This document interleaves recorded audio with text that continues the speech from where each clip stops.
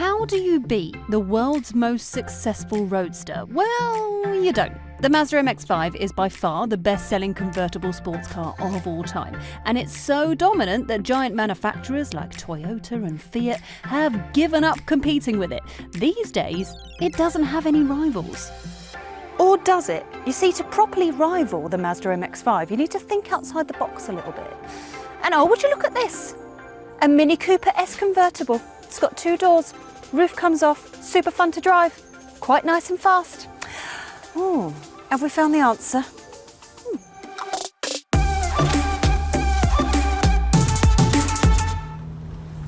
Right, first things first. I know you're probably going to comment and say, oh, well, Nicola's hair was down at the start and now it's up. Yes, it is up. I had to tie it up because I realised I did a stupid by having my hair down on a day when we're filming with a convertible, because my hair was going to go all over the place, wasn't it? So I've tied my hair up, right? I've done it. Okay. Meanwhile, this thing is a blooming hoot to drive. It's cracking. Let me just get this out of the way. This is a Mini John Cooper Works convertible. So it is the fruitiest Mini convertible you can buy. It's also the most expensive one that you can buy. I mean, a JCW starts at £38,000, which is more expensive than the top spec Mazda MX-5. But fear not, because you can actually buy a Mini Convertible S for about the same price as a Mazda MX-5. And actually a lot of the good stuff we're going to say about this car also applies to the Mini Cooper S. In fact, that might be the better car. So come on then, what do you think of the looks? With the roof off, it's a feisty looking thing with that beefy body kit and little flashes of colour. It's just a shame that the roof still hangs out the back of the car when it's folded. Something like an MX-5 looks a bit more cohesive. Still, there ain't much to complain about on the inside. Now, when it comes to a Mini, their interior is like no other. There's something retro about what's going on in here. We've got all the knobs and switches and buttons and twiddlies and knobs and twiddlies and buttons and things that I just want to keep pressing and touching and twiddling. I just think it's brilliant.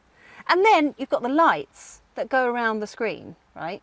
That change colour as you're driving, which I really like. Screen itself, 8.8 inches, and it's all very nice and easy to use. I mean, you basically don't have to touch the screen at all.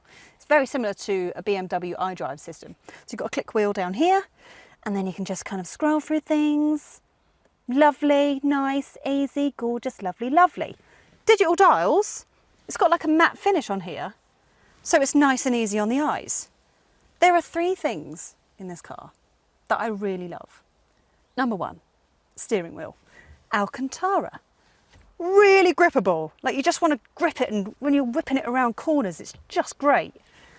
The gear selector, which not only is it really nice and smooth when you're driving, but I think it looks like an old crooner's microphone. You see what I mean? Like they're going to sing into it like this. That's what I think it looks like. And number 3, this is where you keep your phone, and I think every car should have one of these because it keeps your phone hidden away, so you don't even get the temptation to look at the screen. You don't even see the screen light up on your phone, so it can't distract you from anything. Everything is on here, which is controlled down here, which is fantastic. Oh. One key advantage that the Mini has over a bespoke 2-seat roadster is practicality. Firstly, you got a pair of rear seats, but it is worth mentioning that legroom is pretty tight if you actually want to put people back there. Either way, it's a useful bit of extra storage space. It's very handy when the actual boot is only 215 litres. If you fold the roof, that shrinks to 150 litres, but hey, still bigger than an MX-5's though.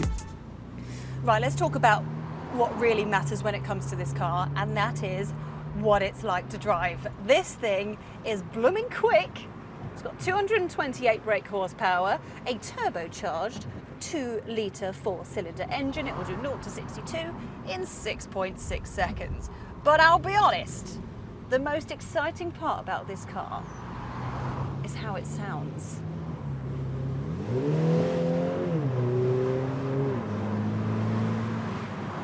It's beautiful. Oh, she's a babe. She's an absolute babe. I mean, I'll be honest, if you just go for a normal Cooper S rather than going for a JCW version, then go for the 176 brake horsepower version. That we find is the sweet spot, because it's got plenty of performance for a car of this size, and also it sounds just as fruity. It does, yeah.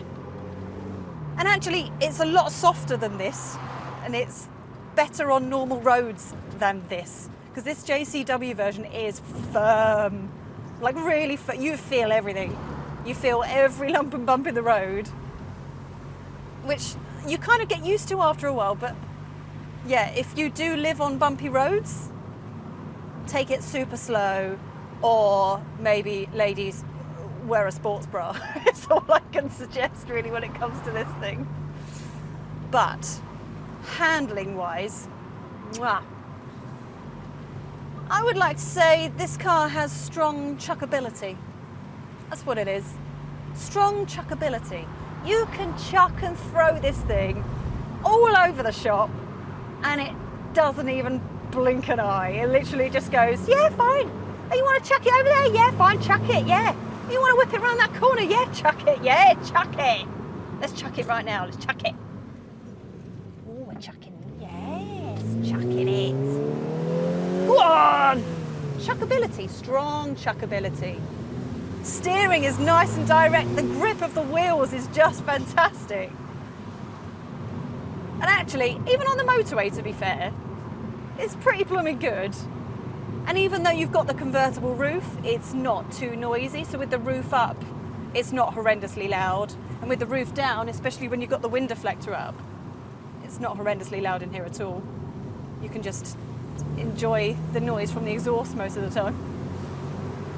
That's all very well, but is it as enjoyable as a proper sports car like the MX-5? Well, it's different. The MX-5 has a pure feel. It's low, rear-wheel drive, and even lighter than the Mini. For outright enjoyment, it wins. But the Mini is still a raughty, fun little thing to drive, and it's well worth a look if you're looking for something a bit more practical. The MX-5's biggest rival? Yeah, we think it might be.